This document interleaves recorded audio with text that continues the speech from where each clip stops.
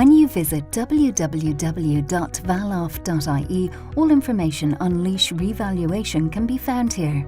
This includes guidelines, including videos to assist you on various topics, frequently asked questions, which we recommend that you read thoroughly, links to the Valuation Act 2001 as amended, and the governing regulations.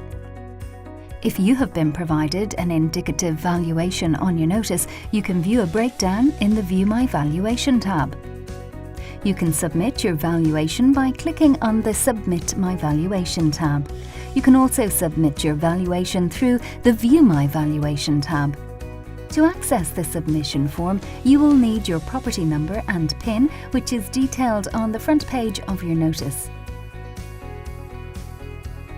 Enter the capture code and click View My Valuation. For your assistance, there are information buttons to the right of the form. It is advisable to read each of these as you go through the form. You will only need to complete the sections that are relevant to you.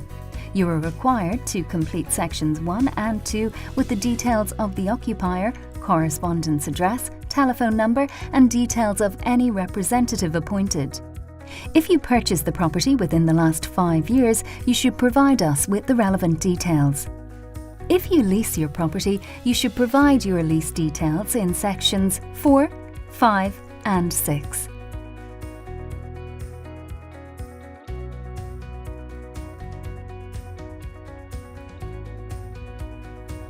Section 7 provides a summary of the valuation on your notice.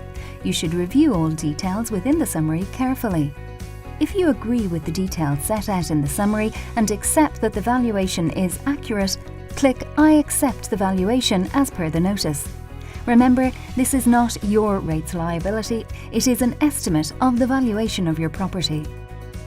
If you have accepted the valuation as per your notice, sections 9, 10, 11 and 12 of the form will not apply to you, and you will be brought straight to the confirmation and submission section. If you believe any details are inaccurate, you can indicate this by clicking I do not accept the valuation as per the notice and amending the relevant details in sections 9, 10 or 11. Section 9 allows you to agree or disagree with various elements which form the basis of your valuation. If you disagree with the category, you can change this. You will then be required to choose a new use related to the category you have chosen. For this example, the category and use are correct. If you disagree with any other elements which form the basis of the valuation, click I disagree, and this will allow you to submit suggested changes to the related fields on your valuation grid in section 10. In this example, the occupier, having viewed the guidance video on how to measure their property, established an area discrepancy and now proposes to amend the floor area. In addition to altering the floor area, the occupier proposes to amend the value per square metre. Please note you must assess the value of your property by reference to rental values at the valuation date of 30th of October 2015. There are additional items associated with certain categories of property. If you wish to amend, add or remove an additional item, click I disagree. Additional items include off-licences, additions for fit-out and rateable plant. In this example, there are no additional items to be added. Where you have indicated that your category of property is industrial or office, you must complete section 11. For this example, the category of property is industrial, so section 11 must be completed. Where you have indicated that you do not agree with the valuation provided, you are required to submit supporting evidence. Examples of supporting evidence can be found in the information button found on the right-hand side of this page. In this example, the floor area and valuation level have been changed. A plan and schedule of areas as well as rental evidence supporting these changes should be uploaded before submitting this online form. If you are uploading your supporting evidence, please indicate by clicking here.